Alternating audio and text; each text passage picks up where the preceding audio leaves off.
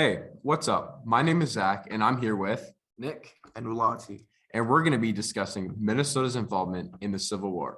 All right, guys, did you know most people don't know the huge involvement Minnesota soldiers had in important battles of the Civil War? That's right. Their involvement was a huge piece in the success and victory the Union had in the war.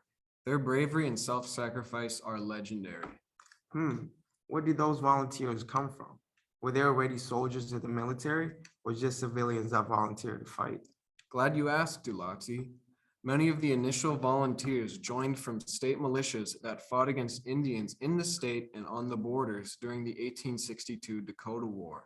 To quote Imholt, page 9, a militia force was necessary to contain the warlike character of the Indians located within the territory and on its borders.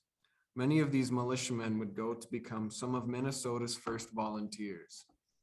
Yeah, and Minnesota's Governor Alexander Ramsey promised Minnesotan men to fight for the Union after the Confederates fired on Fort Sumter, triggering the Civil War.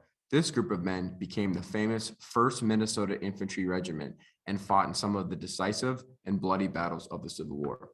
For sure, one of the pivotal battles you mentioned was the Battle of Gettysburg in 1863, and it lasted from July 1st to July 3rd.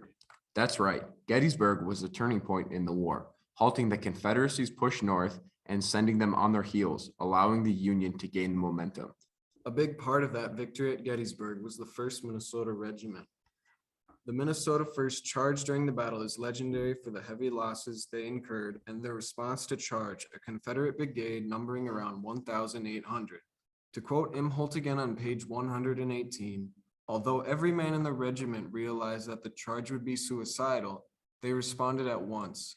Pointing toward the Confederate center, they advanced down a slight slope directly in front of their position.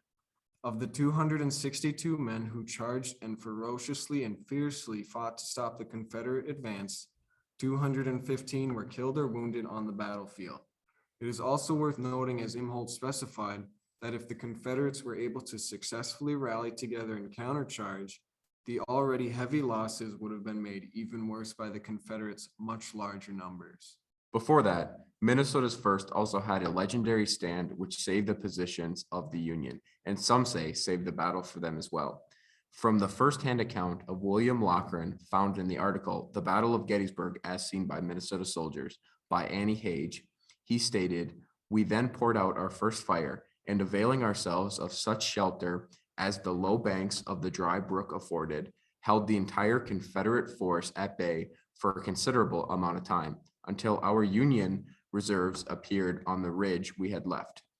Yeah, one cool fact about Gettysburg was on the 3rd day of the battle, during a bloody and brutal offensive by the Confederates called Pickett's Charge. Private Marshal Sherman of Minnesota 1st captured Virginia's 28th Infantry Confederates flag.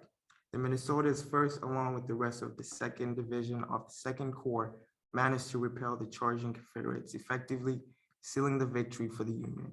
Where's that flag today? Is it still in Minnesota? Today, the flag is housed and is part of the Minnesota Historical Society collections. On the flag, there are some cool details that can be traced from the gruesome battle. One of the noticeable details are the troops' bloodstains that fought and died in the Battle of Gettysburg. And ever since the capture of the flag, Virginia has been asking for the flag. In the article, Minnesota has a Confederate symbol and is going to keep it. The author Rachel E. Stazenberger states, Virginia has asked for the return for the flag for more than 100 years, and each time Minnesota has refused to return the hard-won symbol of victory. A president demanded return of Confederate flag. Congress passed a resolution ordering return of the flags. Virginia even threatened to get back their flag. And the answer has been the same, no. On July 4th, after the 1st Minnesota Regiment and the rest of the Union Army at the Battle of Gettysburg won the battle, General Lee and what was left of the Confederate Army withdrew from the battlefield. The Union Army, along with the Minnesotan soldiers, followed in pursuit for 2 more bloody years until the war ended on May 26, 1865.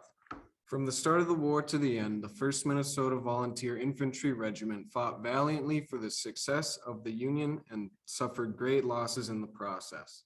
Their heroic sacrifices on the battlefields and their crucial victories brought their story to a famous level.